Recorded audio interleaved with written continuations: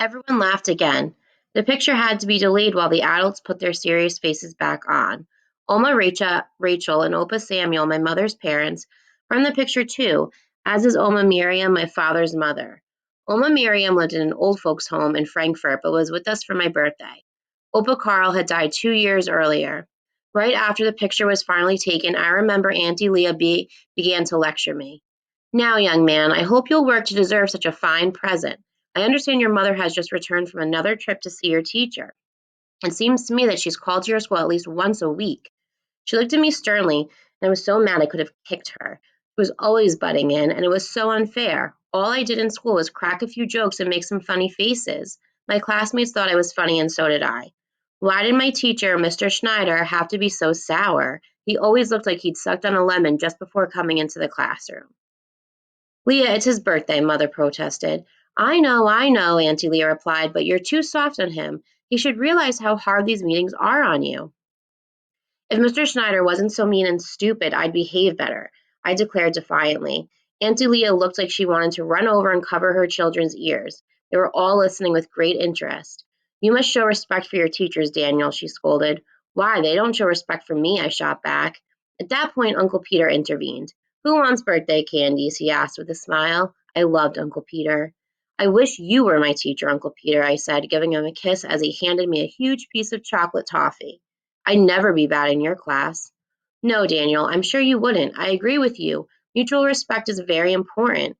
Then he whispered in my ear, but just to make things easier for your poor mother, maybe you could pretend a little respect.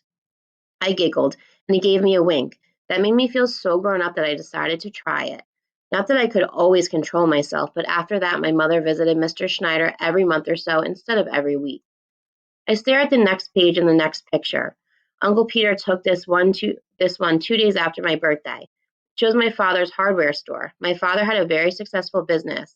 People came to his store from all over, not so much for his merchandise, but for his advice. He knew how to fix anything and always took the time to show the people who came in what the best tools would be for a specific job.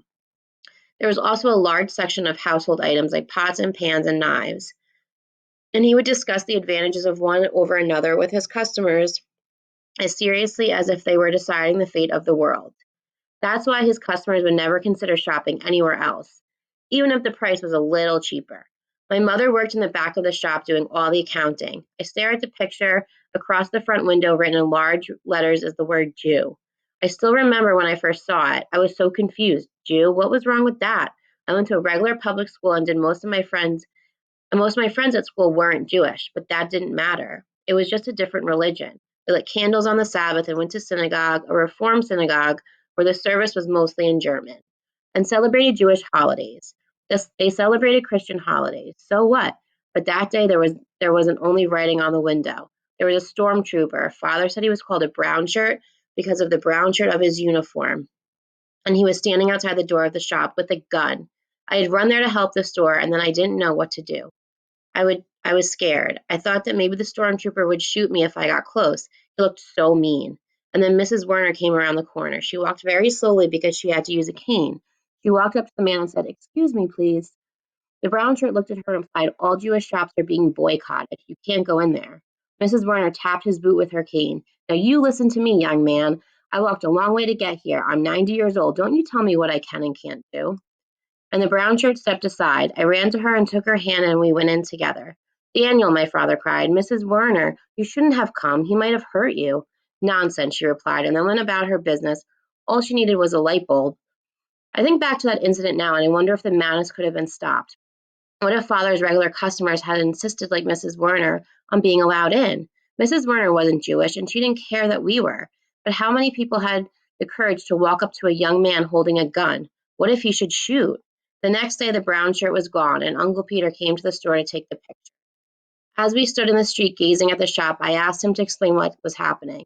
"Have you heard of a man called Adolf Hitler?" Uncle Peter said. "Of course," I replied, insulted. "Who is he?" "He is Chancellor of Germany," I replied. "Yes, Daniel, you mean Chancellor, appointed by President Hindenburg. His party, the National Socialist Party, they are called Nazis, has lots of seats in parliament. Hitler has changed the constitution so that he now rules us. He can do anything he wants, Daniel, and the German people are happy